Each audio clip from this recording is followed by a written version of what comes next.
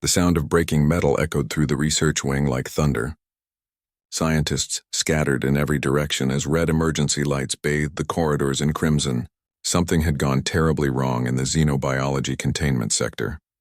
Deep inside the facility, behind walls built to withstand explosions, a creature stirred. Shade had been trapped for 3 months, studied like a specimen, poked and prodded by aliens who feared him. He was a Ravesh, an apex predator from Cathera 9, a world so dangerous that most species refused to even orbit it. His kind hunted in complete darkness, killed without mercy, and never showed weakness. At least that was what the research files said. The power fluctuation came without warning. One moment, the containment field hummed with energy. The next, it flickered and died. Shade moved before the backup systems could activate. His massive body, covered in midnight blue scales that absorbed light, crashed through the weakened barrier. Guards arrived within seconds, but Shade was already gone, disappearing into the ventilation system like smoke. Station 7 went into immediate lockdown. 40,000 inhabitants from 200 different species received the same message on their devices. A Class 5 predator was loose. Stay in your rooms. Lock your doors. Wait for security to handle the situation. Captain Bront stood in the security center, his forearms moving across multiple screens at once. He was a Grendali, a warrior species known for their courage, but even he felt fear when he saw the heat signature moving through the maintenance tunnels. He had fought Ravesh before years ago on a mining colony. Half his squad had died that night. The memory still haunted him. Track it, he ordered his team. Full tactical response. Stun weapons only if possible, but do not hesitate to use lethal force if necessary. 12 guards mobilized, moving in formation through the empty corridors. Their sensors followed the heat trail, but Shade was clever. He doubled back, moved through areas with higher temperatures to mask his signature, and stayed in the darkness where his kind had the advantage. Professor Tilran watched the operation from her office, her forearms clasped together in worry. She was a Quellan, a species known for academic excellence rather than combat. She had argued against keeping a Ravesh on the station, but the research committee had overruled her. Now her worst fears were coming true. Her communicator beeped. One of her students had not responded to the lockdown order. She checked the location and her heart sank. The archive library. She tried to contact him directly, but his translator was offline for repairs. He had no idea what was happening. Daniel Reed sat at his usual desk in the back corner of the library, surrounded by datapads and old books. He preferred the quiet of this place to the crowded dormitories. The archive section was rarely used, kept deliberately dark to preserve ancient physical texts. It was perfect for studying without distractions. He was 22 years old, a human exchange student from Earth, one of only 15 humans on the entire station. Most species found humans odd. They came from a high-gravity world with dangerous wildlife, yet they seemed friendly and fragile at the same time. Daniel did not mind the confusion. He was here to learn, not to fit in. The emergency lights had activated an hour ago, but Daniel barely noticed. He was deep into his research on xenopsychology, specifically predator behavior patterns. His final exam was in 2 days and he wanted to be prepared. Earth had taught him to stay calm during emergencies. Panic never helped anything. The temperature in the library dropped suddenly. Daniel looked up from his book, his breath visible in the cold air. Something was wrong with the environmental controls. He heard a soft scraping sound above him like claws on metal. He glanced at the ventilation grate in the ceiling, but saw nothing in the dim light. Shade moved through the ductwork with practiced silence. He was injured, a deep burn across his side from the containment field. The wound throbbed with pain, and the strange artificial lights of the station disoriented him. He needed somewhere dark and quiet to recover. His senses led him toward the coolest, darkest part of the station. The library grate gave way under his weight. Shade dropped 15 feet and landed on the floor with a heavy thud. Books scattered from the impact. He crouched low, his 6 compound eyes adjusting to the darkness, scanning for threats. Daniel turned in his chair and froze. 20 feet away, between him and the only exit, stood something out of his textbooks, a Ravesh. 8 feet of pure predator covered in scales that seemed to swallow light. Rows of crystalline teeth caught the dim emergency lighting. 6 eyes locked onto him, analyzing, calculating. Every instinct told Daniel to run, Every textbook he had read said that running would trigger the hunt response. Ravesh were ambush predators. They attacked when prey showed fear. Daniel forced his breathing to slow, a technique his mother had taught him back on Earth when dealing with wild animals. Count to 4 on the inhale. Hold for 4. Exhale for 4. Shade watched the small creature with confusion. It was not running. It was not screaming. Its heart rate was elevated but controlled. This was wrong. Prey always ran. The fear response triggered his hunting instincts. Without it, he felt uncertain. Daniel carefully closed his book, the movement slow and deliberate. He kept his eyes on the Ravesh but did not stare directly into its eyes. Dominance challenge, his memory supplied. Do not challenge a predator when you cannot win. He noticed the way the creature favored its left side, the slight tremor in its breathing. It was hurt. Shade took a step forward. Daniel remained still. Another step. Still no fear response.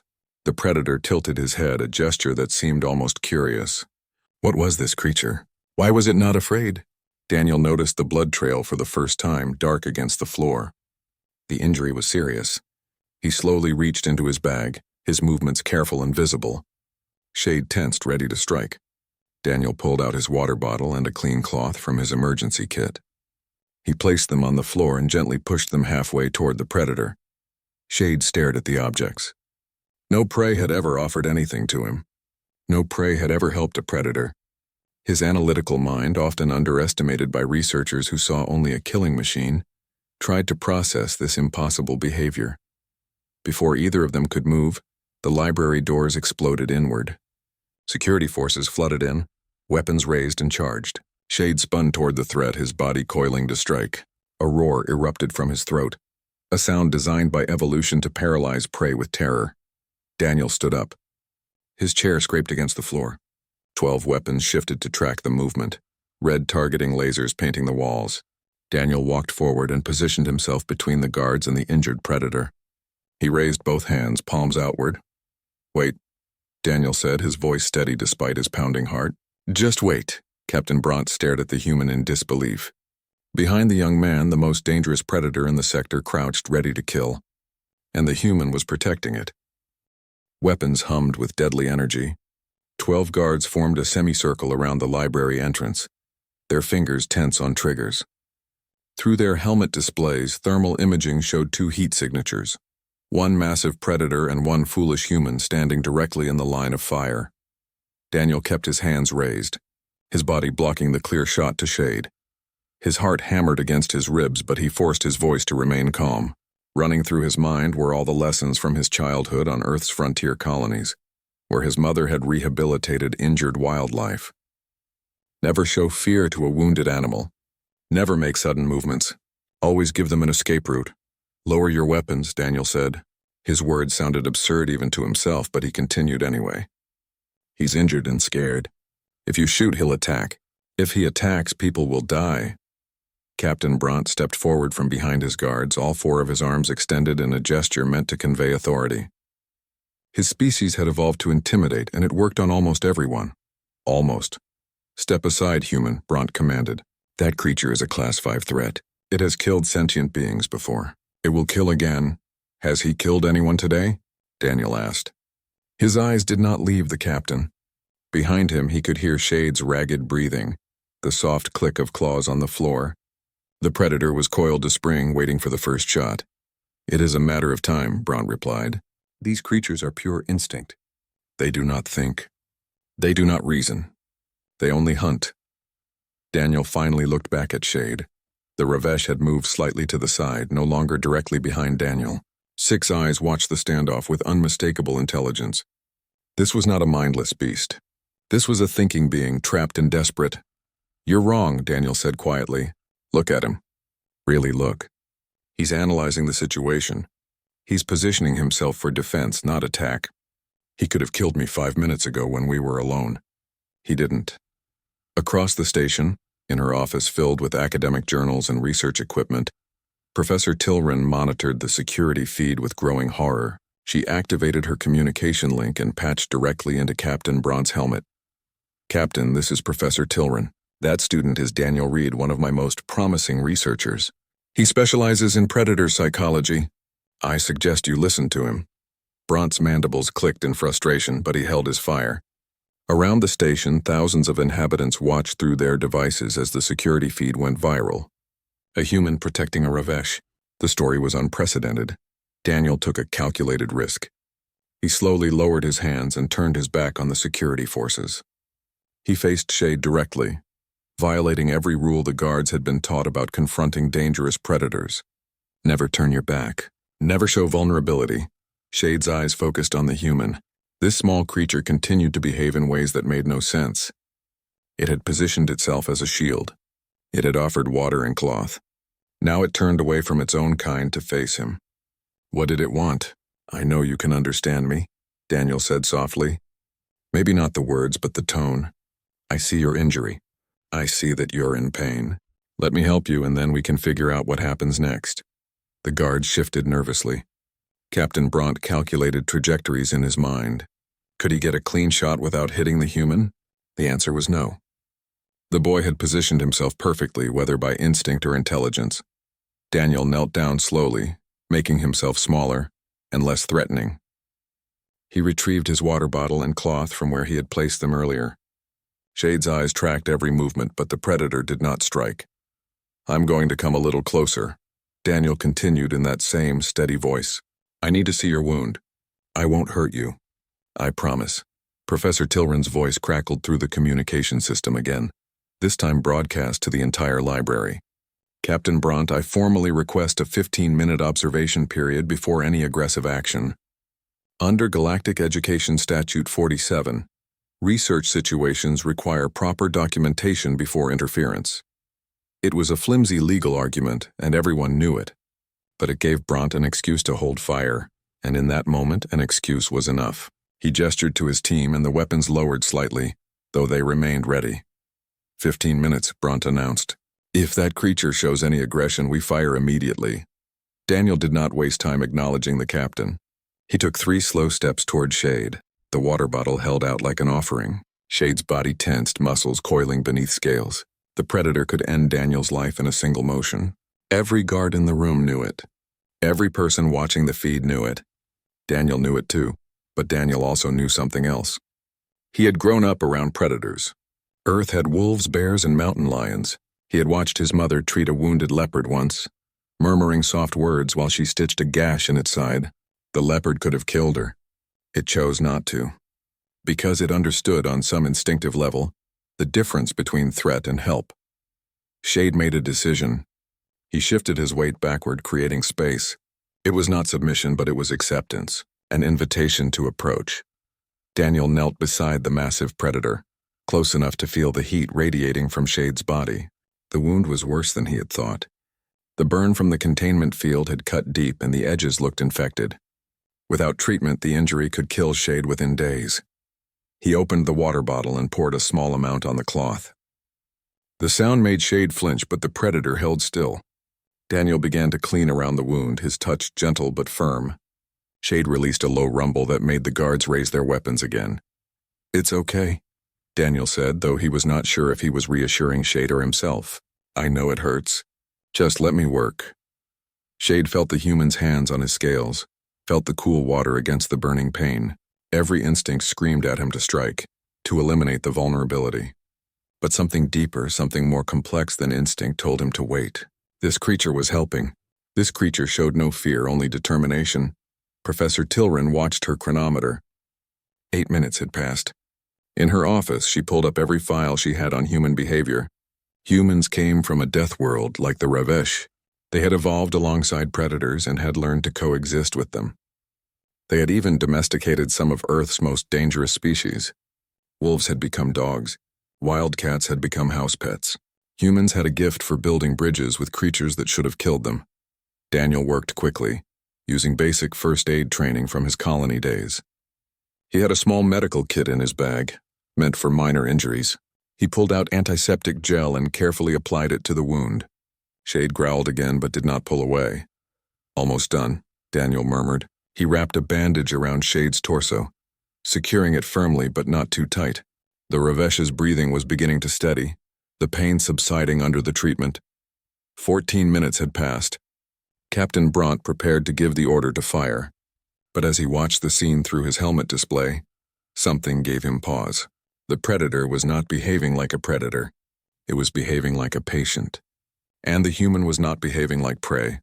He was behaving like a caregiver. Daniel finished securing the bandage and sat back on his heels. He made eye contact with Shade, holding the gaze without challenge or fear. For a long moment, neither moved. Then Shade did something that no researcher had ever recorded. He lowered his head in a gesture that, across many species, meant acknowledgement. "You're welcome," Daniel said quietly. The 15 minutes expired. Captain Bront should have given the order. His training demanded it. His experience warned him that predators could never be trusted. But he had seen something in that library that challenged everything he believed. He had seen understanding between species that should have been impossible. "Hold fire," Bront commanded. "Maintain perimeter." Daniel stood slowly and turned to face the guards again. Shade remained on the floor, exhausted from blood loss and stress. The predator's eyes followed Daniel, but there was no aggression in that gaze anymore. Only curiosity and something that might have been gratitude. "What now?" Daniel asked the captain. Bront had no answer. News traveled fast across Station 7. Within an hour, every screen displayed images of the human student sitting beside a Revesh predator, while armed guards surrounded them. The story spread beyond the station, transmitted through communication networks to nearby colonies and planets. Humans were already considered odd by galactic standards, but this behavior seemed impossible. Daniel had not moved from his position on the floor. His legs were starting to cramp, but he knew better than to make sudden movements.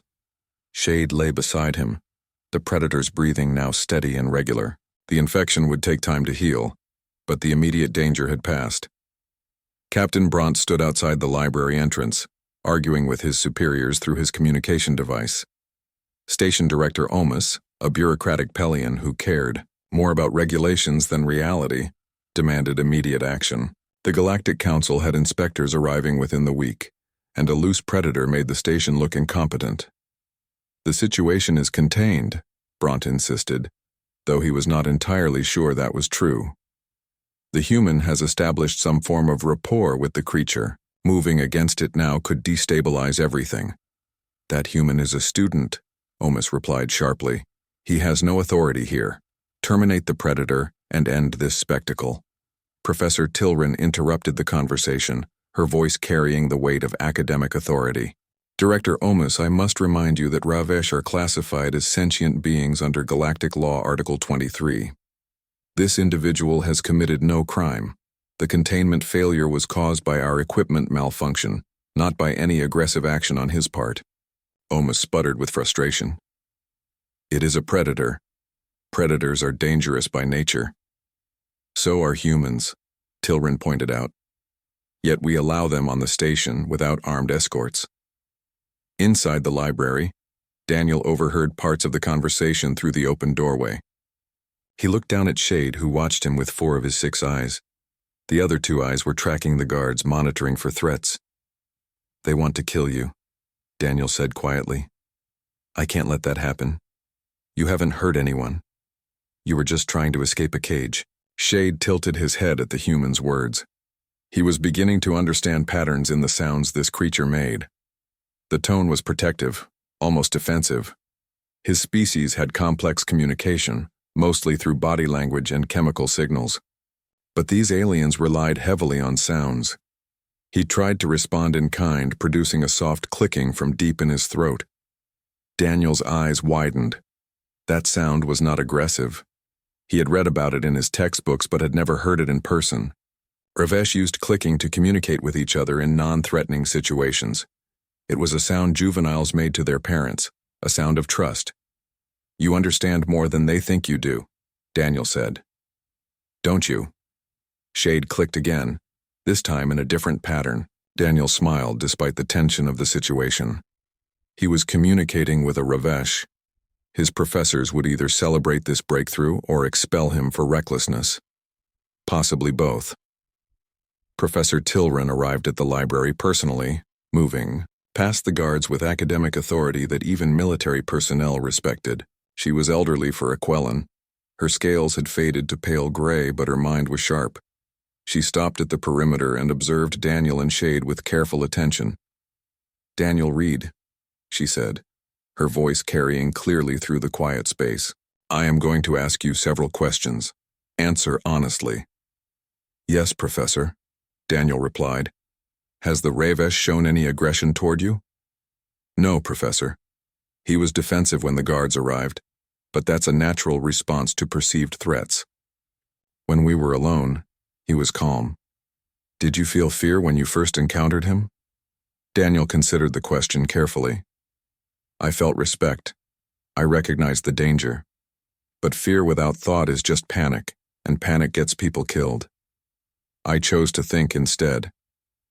Tilrin's mandibles curved in what might have been approval. She turned to Captain Bront. "Captain, I formally request that this Ravish be transferred to academic custody rather than security detention. He is clearly intelligent and capable of communication. This situation provides unprecedented research opportunities." Bront shook his head. "Absolutely not. That creature is a security risk." "That creature," Daniel interjected, surprising himself with his boldness, "has a name.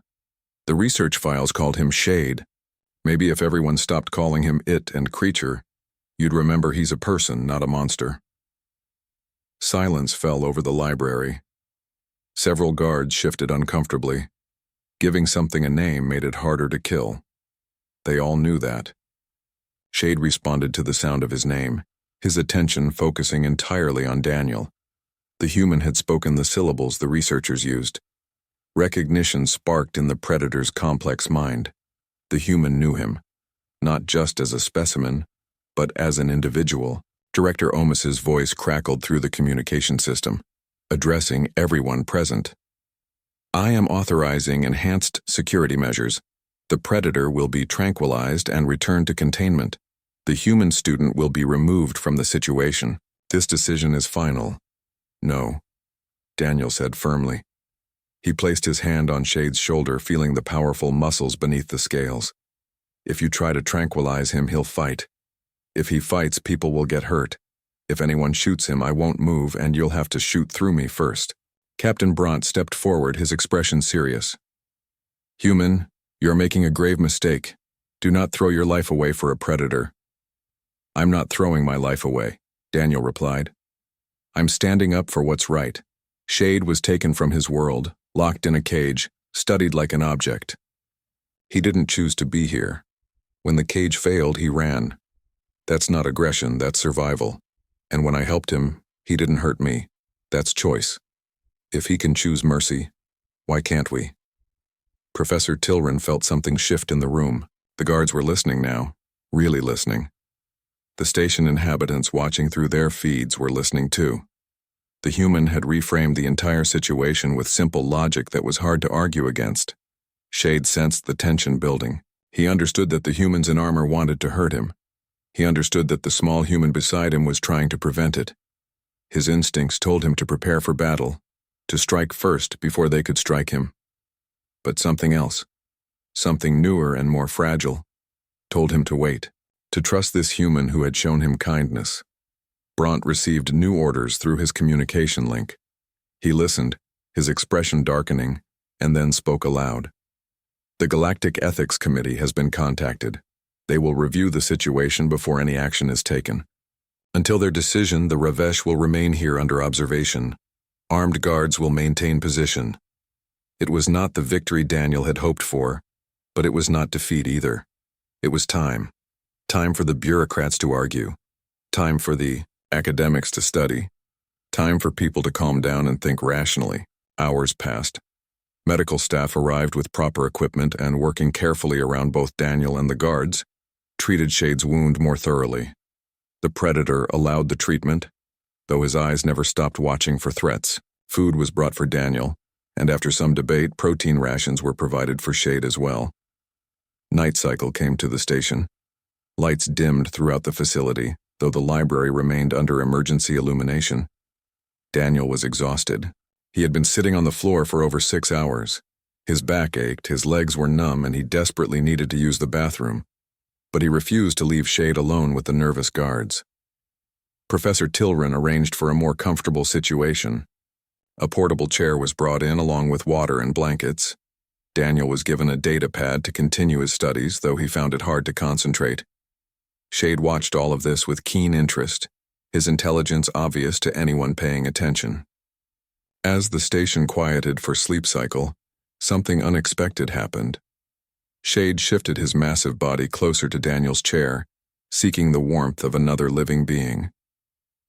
The predator rested his head near Daniel's feet and, after a few moments of settling, closed all 6 eyes.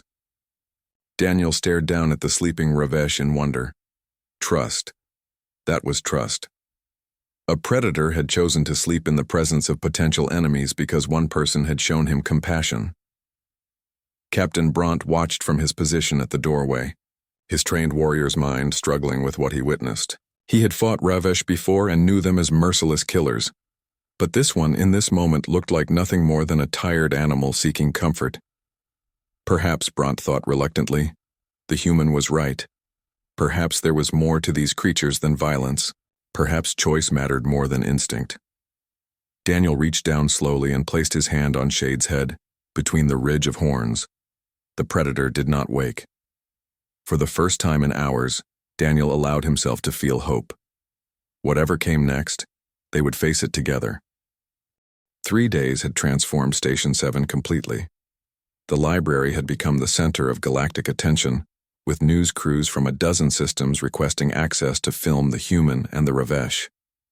Daniel had become an accidental celebrity, though he tried to ignore the attention and focus on Shade's recovery. The Galactic Ethics Committee had finally reached a decision.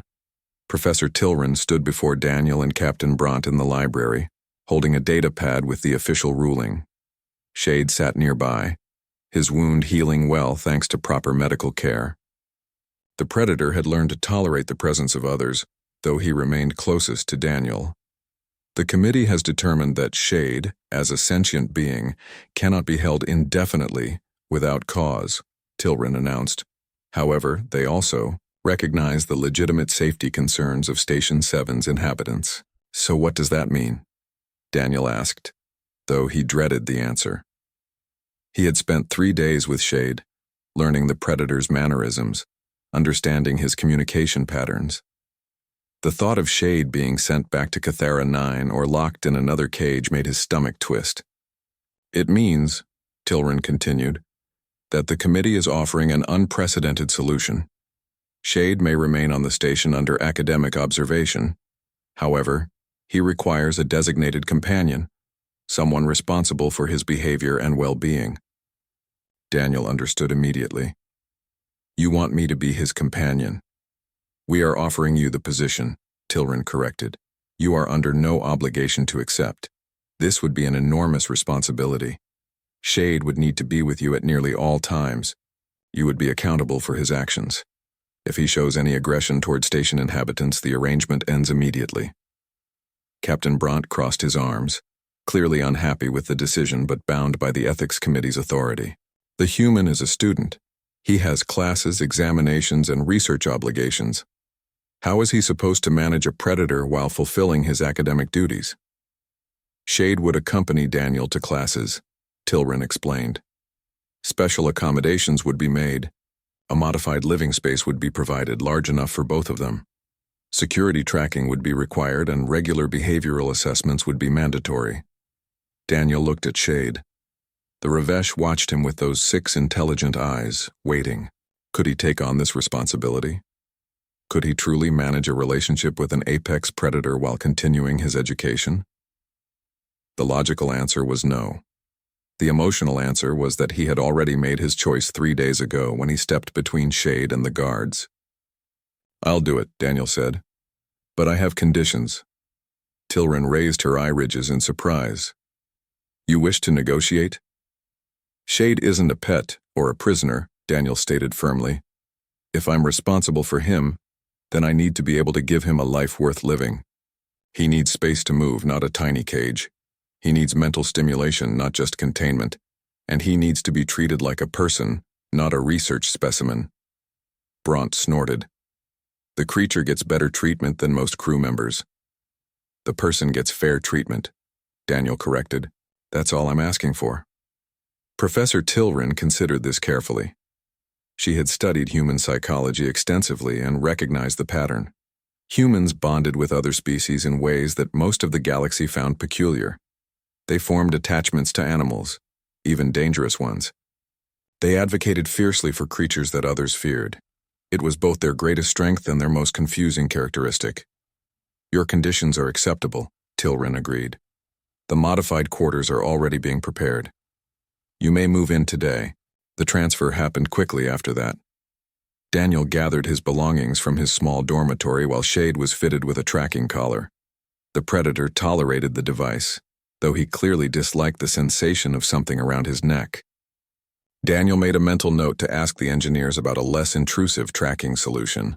The new quarters were located in a quiet section of the station, away from high-traffic areas. When the door opened, Daniel was impressed. The space was 3 times larger than his previous room.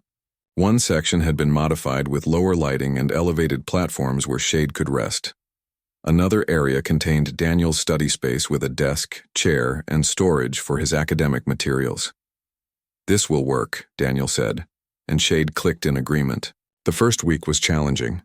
Other students scattered when they saw Shade in the corridors. Professors were nervous about having a Ravesh in their classrooms.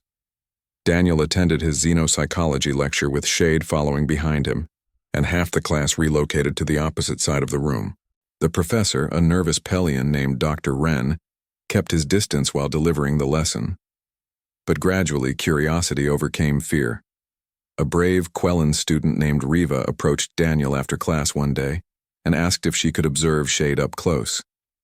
Daniel agreed, coaching her on proper behavior. Do not make sudden movements. Do not stare directly into his eyes. Let him approach you if he chooses. Shade studied the female alien with interest. She smelled different from Daniel, carried different chemical markers, but showed no aggression. When she extended her hand slowly, palm down, Shade moved forward and allowed her to touch the scales on his shoulder. Riva's expression shifted from fear to wonder. He's beautiful, she whispered. I never realized how intelligent his eyes are. Word spread after that encounter. Other students began approaching cautiously, asking questions, requesting brief interactions. Daniel became an unofficial bridge between Shade and the station community. He explained Ravesh behavior, translated Shade's body language, and demonstrated proper interaction protocols. Professor Tilrin documented everything. She recorded Shade's learning patterns, his social adaptations, his communication development. The research papers she published caused excitement throughout academic circles. If one Ravesh could form bonds with other species, what did that mean for the hundreds of predator species labeled as too dangerous for integration? Shade's world expanded with each passing day. He learned to navigate the station with confidence. He discovered that the cafeteria served fresh meat that, while not as good as hunting, satisfied his nutritional needs. He found that certain textures and sounds were pleasant, while others were irritating. He realized that the small human who had protected him was teaching him a completely new way of existing. Daniel watched Shade's transformation with pride and something deeper: affection, friendship. He had not expected to care this much about a creature he had only known for weeks. But Shade was not just a research subject or a responsibility. Shade was becoming a companion. 2 months after the library incident, Daniel sat at his desk working on a research paper about cross-species communication. Shade had been exploring their quarters, investigating every corner with tireless curiosity. Daniel heard the soft click of claws on the floor and looked down.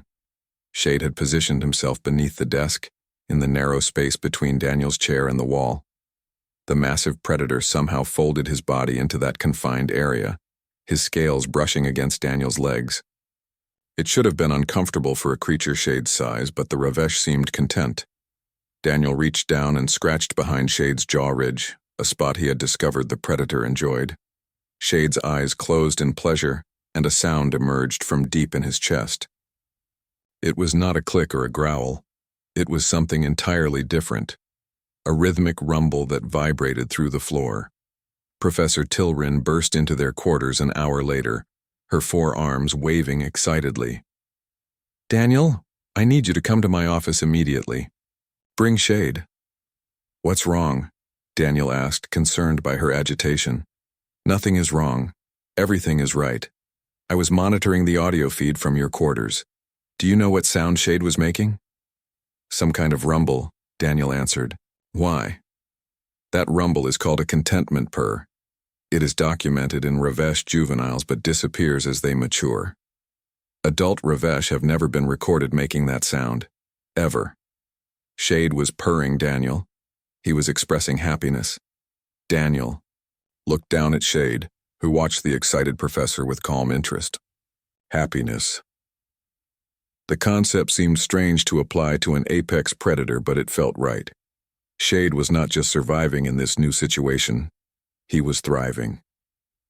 We are documenting history, Tilren continued. Your bond with Shade is proving that violent. Species can change, can adapt, can form connections. The implications are enormous.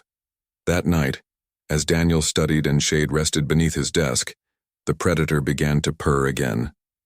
The sound filled their quarters with a contentment that neither of them had known before. Outside their door, the galaxy was watching, learning, and reconsidering everything it thought it knew about predators and prey. Inside the room, a human and a Ravesh had already discovered a simple truth that the galaxy was just beginning to understand. Trust and kindness could transform even the most dangerous relationships into something beautiful. 6 months had passed since the library incident, and Station 7 had adapted to its most unusual pair of residents. Daniel walked through the main concourse with Shade following 3 steps behind, and most inhabitants barely gave them a second glance. Children of various species waved at Shade, who had learned to respond with the gentle clicking sound that meant greeting. But peace was about to be disrupted. A transport ship had docked that morning carrying officials from the Galactic Council. Among them was Director Vess, a rigid Corthan inspector known for strict adherence to regulations and zero tolerance for exceptions. He had reviewed the reports about Shade and declared them impossible. Predators did not form bonds. Security risks did not become community members. His mission was to correct what he viewed as Station 7's dangerous mistake. Daniel sat in his xenopsychology class, taking notes on interspecies conflict resolution, when his communicator buzzed with an urgent message from Professor Tilren. Come to my office immediately. Bring Shade. The council inspection has moved up. The meeting room was crowded when Daniel arrived. Professor Tilren stood near the window, her expression worried. Captain Bront leaned against the wall, his arms crossed. Station Director Omus sat at the head of the table, looking uncomfortable. And in the center of it all stood Director Vess, a tall Corthan with gray skin and eyes that seemed to calculate everything they observed. This is the human, Vess said, not as a question, but as a statement of fact. His gaze shifted to Shade, who had positioned himself slightly in front of Daniel in a protective stance. And this is the predator that should have been terminated 6 months ago. Shade is not a threat, Daniel replied, keeping his voice respectful but firm. He has not shown aggression toward anyone on this station. He has integrated into our community successfully. Integration, Vess repeated, pulling out a data pad. I have reviewed your academic records, Mr. Reed. Your grades have declined since taking responsibility for this creature. Your research has become focused entirely on this single subject. You have sacrificed your educational opportunities for an animal. My research has expanded, Daniel corrected. I have published 3 papers on cross-species communication that are being used in xenopsychology programs across the galaxy. Professor Tilren can confirm that. Tilren nodded quickly. Daniel's work has been revolutionary. He has demonstrated poor judgment, Vess interrupted. Predators are predators. They may appear calm in controlled situations, but their nature is violence. I have authorization from the Galactic Council to remove this Ravesh from the station and transfer him to a specialized containment facility on Quarantine World 7. Shade understood enough of the conversation to recognize the threat. His body tensed, muscles coiling beneath his scales. A low growl emerged from his throat, not directed at anyone specifically, but a clear warning that he would not be caged again. You see? Vess said, gesturing at Shade. Aggression, proof of my assessment. That's not aggression, Daniel argued. That's fear. You're threatening to take him away from the only safe place he's known. Any sentient being would react defensively to that. I am not here to debate philosophy with a student, Vess replied coldly. I am here to enforce safety protocols. This station has 40,000 inhabitants. Their security outweighs your emotional attachment to a dangerous animal. Captain Bront spoke up, surprising everyone in the room. Director Vess, I was the one who wanted Shade terminated 6 months ago. I believed he was too dangerous to live among us. I was wrong. Vess turned his calculating gaze on the security chief. Explain. Shade has been present during 3 security incidents in the past 6 months, Bront said. A fire in the engineering section, a medical emergency in the dormitories, and a structural breach in the cargo bay. In each situation, he remained calm and followed Daniel's instructions. He helped evacuate civilians during the fire by using his size to clear blocked exits. He did not panic when alarms sounded. He behaved better than some of my trained security personnel. Trained behavior can break under stress, Vess countered. One mistake and people die. Then test him, Daniel said suddenly. Everyone turned to look at him. You think Shade is dangerous? Give him a real test. Put him in situations where he could choose violence and see what he actually does. If he fails, I won't fight your decision. But if he succeeds, you have to acknowledge that he belongs here. Vess considered this. A public demonstration would provide clear evidence, and it would put an end to the debate one way or another. Very well. I will design a series of scenarios to evaluate the Ravesh's behavior. You have 48 hours to prepare. If the creature shows any aggression during these tests, he will be removed immediately. After the meeting, Daniel and Shade returned to their quarters. Daniel sat on the floor, his back against the wall, and Shade settled beside him. The predator's large head rested on Daniel's shoulder, a gesture of comfort they had developed over months of companionship. I promised you a life worth living, Daniel said quietly, stroking Shade's scales. I'm not going to let them take that away. We'll pass their tests, all of them. Shade clicked softly, a sound that Daniel had learned meant understanding. The Ravesh was not afraid of the tests. He was afraid of losing his human, of being alone again in a cage where no one spoke to him or touched him with kindness. Professor Tilran visited them that evening with details about the evaluation scenarios. Director Vess had designed 3 tests, each more challenging than the last. The first would measure Shade's response to high-stress situations with loud noises and chaotic movement. The second would test his behavior around vulnerable populations, specifically children from various species. The third would evaluate his response to direct provocation and threats. The third test worries me, Tilran admitted. Vess has arranged for trained security personnel to simulate an attack on you, Daniel. If Shade responds with violence to protect you, Vess will claim it proves his dangerous nature. But if Shade doesn't protect me, people will say he's unpredictable, Daniel pointed out. It's designed for him to fail either way. Not necessarily, Tilran said thoughtfully. If Shade can demonstrate controlled defensive behavior, showing that he can protect without killing, that would prove his intelligence and restraint. But it requires precise judgment under extreme stress. Daniel spent the next 2 days working with Shade, practicing commands and scenarios.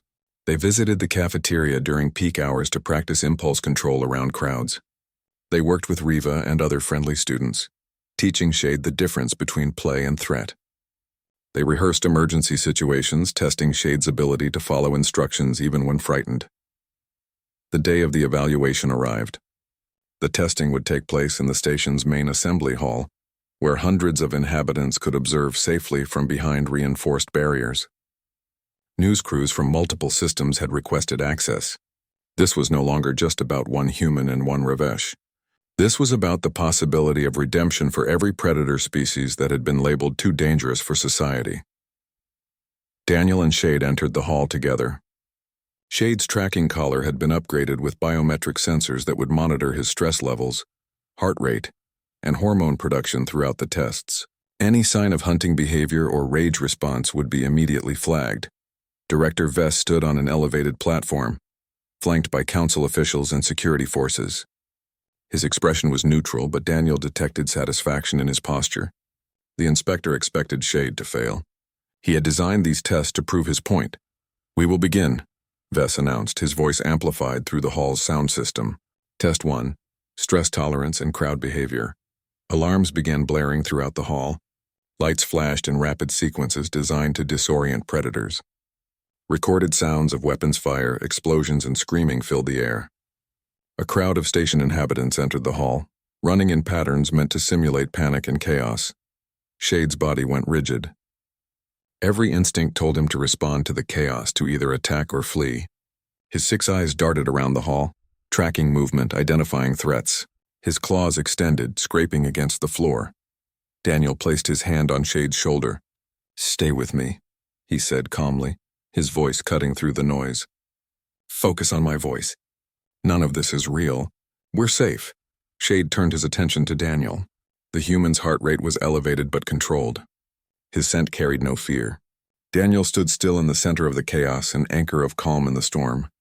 Shade forced his body to relax, pulled his claws back, and sat down beside Daniel.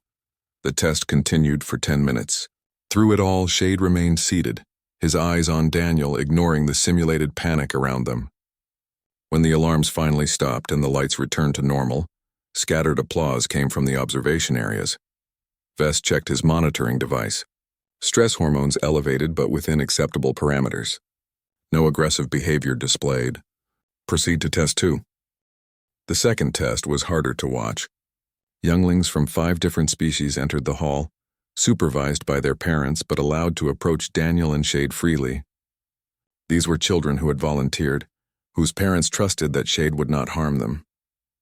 But if Vess was wrong, if Shade's instincts overwhelmed his training, the consequences would be devastating. A small Quellan child was the first to approach, her scales bright with youth. She looked up at Shade with wide eyes. "Are you really a Ravesh?" she asked in a tiny voice. Shade lowered himself to the ground, making himself smaller and less threatening. He clicked softly, the sound he used for greetings. The child giggled and reached out to touch his scales. More children followed, gaining courage from the first. They asked questions, touched Shade's scales, and one brave young Grendali even tried to climb on Shade's back. Through it all, Shade remained perfectly still, patient in a way that predators were not supposed to be capable of. Daniel watched with tears in his eyes. This was what he had hoped for, what he had believed possible. Shade was not just controlling his predator instincts. He was showing compassion, understanding that these small beings needed gentleness. When the children were led away, Vest checked his monitors again. No aggressive markers. Acceptable behavior. However, these were controlled situations. Test 3 will be different. The final test was about to begin, and Daniel knew it would be the hardest challenge they had ever faced. The assembly hall fell silent as Director Vest prepared the final test. Daniel could feel Shade's tension through the predator's shoulder pressed against his leg. They had passed 2 evaluations, but this last one was designed to push Shade past his limits. Test 3, Vest announced, will evaluate the Ravesh's response to direct threat situations. Security personnel will simulate an attack on Mr. Reed. The Ravesh's response will determine whether he can distinguish between appropriate defense and excessive violence. 6 guards entered the hall, wearing full combat armor and carrying stun batons. These were not props. The weapons were real, though set to training levels. Daniel recognized the lead guard, a Grendali warrior named Corin who had trained under Captain Bront. Professor Tilran stood abruptly in the observation area. Director Vest, this test puts Daniel Reed at genuine risk. If something goes wrong, it will prove my assessment correct, Vest interrupted. The Predator is too dangerous for civilian integration. Mr. Reed accepted these terms. He may withdraw now if he lacks confidence in his companion. Daniel looked at Shade. The Ravesh was watching the armored guards with obvious concern, his body language screaming danger. But Shade had not moved from his position. He was waiting for Daniel's guidance, trusting the human who had protected him 6 months ago. "We're not withdrawing," Daniel said clearly. "Shade knows the difference between real threats and tests. He won't fail." "We shall see," Vess replied. "Begin the scenario." The guards moved in formation, approaching Daniel with deliberate aggression. Corin shouted commands, ordering Daniel to step away from the Ravish. When Daniel did not move, 2 guards grabbed his arms roughly, pulling him away from Shade. Shade erupted into motion. He launched himself forward with the speed his species was known for, closing the distance to the guards in seconds. His roar shook the hall. a sound designed by millions of years of evolution to paralyze prey. Several observers in the galleries flinched despite the reinforced barriers protecting them. But Shade did not attack. He positioned himself between Daniel and the guards, his body a living wall of protection. His claws were extended, his teeth bared, every muscle tensed for combat. But he did not strike. He held his ground, defending but not aggressing. The guards continued the scenario, escalating the threat. One guard raised his stun baton toward Daniel. Shade moved with surgical precision, batting the weapon away with his foreclaw. The guard stumbled backward, and Shade could have easily followed, could have torn into the vulnerable figure. Instead, he returned to his defensive position, his 6 eyes locked on the remaining threats. Daniel understood what Shade was doing. The Ravesh was showing controlled force, demonstrating that he could fight but chose only to protect. It was exactly the response they had hoped for, but the test was not over. Director Vess spoke into his communicator, giving new instructions to the guards. The scenario shifted. Corin and another guard grabbed Daniel again, this time dragging him toward the exit as if attempting to remove him from the hall. They were deliberately triggering Shade's protective instincts, pushing him toward the aggressive response that would justify his removal. Shade charged forward, but stopped 3 feet from the guards. He did not attack the armored figures holding Daniel. Instead, he moved to block the exit, preventing them from taking Daniel away. When one guard tried to push past, Shade simply stood his ground, an immovable obstacle. "Shade, stand down," Daniel called out, testing the final element of their training. If Shade could obey commands even in a perceived threat situation, it would prove beyond doubt that intelligence governed his actions, not instinct. Shade's entire body trembled with the effort of resisting his protective drive. Every fiber of his being wanted to eliminate the threat to his human. But Daniel had given a command, and Daniel had never led him wrong. Slowly, Shade backed away from the guards, his eyes never leaving them, and sat down. The hall erupted in sound. Applause, cheers, and exclamations of disbelief came from hundreds of observers. The guards released Daniel and stepped back, their scenario complete. Corin removed his helmet and approached Shade carefully, extending his hand in respect. Shade clicked softly, accepting the gesture. Director Vess stared at his monitoring equipment, his expression unreadable. The biometric data was undeniable. Shade's stress hormones had spiked. His heart rate had elevated to combat levels, but he had never crossed the threshold into uncontrolled rage. He had made conscious choices at every stage. "Impossible," Vess muttered. "Ravesh do not have this level of self-control." "This one does," Captain Bront said, moving to stand beside Daniel and Shade. "I have seen him demonstrate it repeatedly over 6 months. Perhaps our understanding of predator species has been limited by our expectations." Professor Tilran descended from the observation area, her 4 arms spread wide in triumph. "Director Vess, the evidence is conclusive. Shade has passed every evaluation. He has proven that with proper companionship and integration, even apex predators can become productive members of society." Vess remained silent for a long moment, studying the data, watching Shade carefully. The Ravesh had settled beside Daniel again, his breathing returning to normal, his body language relaxed now that the perceived threat had passed. "A predator at rest, not a predator preparing to kill." "Very well," Vess finally announced. "The evaluation is complete. The Ravesh known as Shade has demonstrated adequate behavioral control. He may remain on Station 7 under continued academic supervision. However, regular assessments will be mandatory, and any future incidents will result in immediate removal." It was not the enthusiastic approval Daniel had hoped for, but it was enough. Shade would not be taken away. They could continue their life together. The assembly hall cleared slowly as inhabitants returned to their duties. Daniel and Shade remained in the center of the space, both of them exhausted from the stress of the evaluation. Riva approached with several other students, all of them offering congratulations and expressing relief. "You did it," Riva said, touching Shade's shoulder with the easy familiarity that months of friendship had built. "You proved everyone wrong." Shade clicked in response, a sound that Daniel now understood meant gratitude. The Ravesh had learned that not all aliens were threats, that some could be trusted, that community was possible even for creatures like him. That evening, Daniel sat at his desk working on a new research paper. The title was already decided: Beyond Instinct, Cognitive Decision-Making in Apex Predator Species. It would document everything he had learned from Shade. Every breakthrough in their communication, every moment that challenged conventional wisdom about predators. As he typed, Daniel felt the familiar presence beneath his desk. Shade had squeezed his massive body into that narrow space as he did every night. The predator's scales brushed against Daniel's legs, warm and solid and real.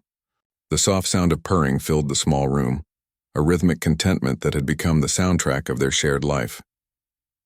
Professor Tilran's latest message appeared on Daniel's screen. The academic community was requesting permission to study Shade's case more extensively. Other stations were proposing similar integration programs for predator species. The Galactic Council was reconsidering its classification system for dangerous species. One human student and one Ravesh had started a conversation that was rippling across the entire galaxy, but Daniel was not, thinking about galactic implications as he reached down to scratch behind Shade's jaw ridge. He was thinking about how much his life had changed in 6 months. He had come to Station 7 to study xenopsychology and theory. Instead, he had lived it in practice. Shade's purring increased in volume, a sound of absolute trust and happiness. Daniel smiled and returned to his research paper. He had a story to tell, and the galaxy was finally ready to listen. 3 months later, Daniel graduated with honors. His thesis on cross-species bonding received the highest marks in the xenopsychology department's history. Job offers came from research institutions across the galaxy, all of them eager to employ the human who had befriended a Ravesh.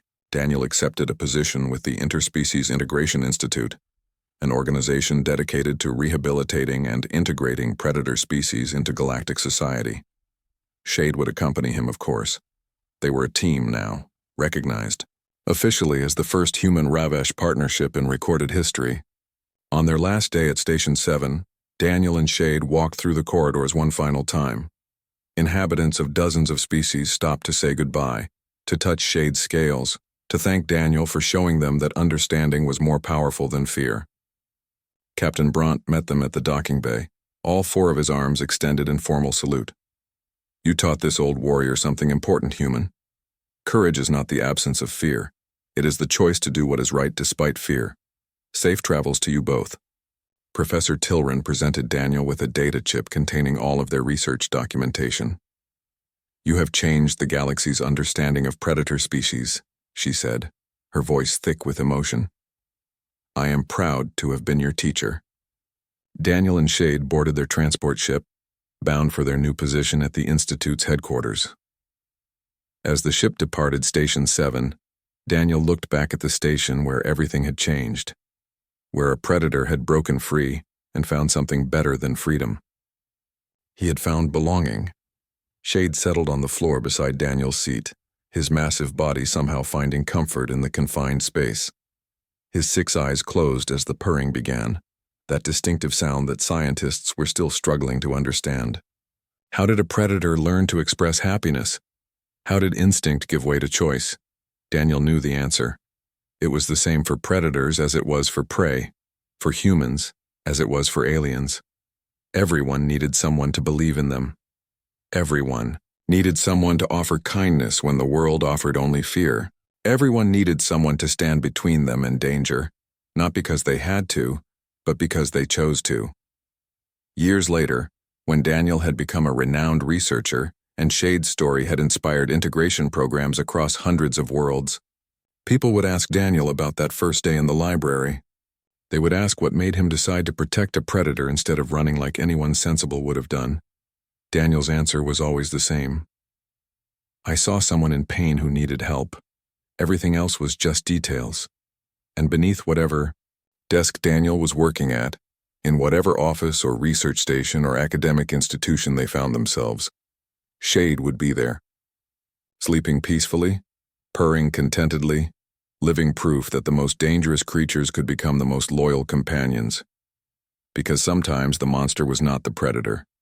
Sometimes the monster was the fear that kept species apart, that built walls instead of bridges, that chose violence over understanding.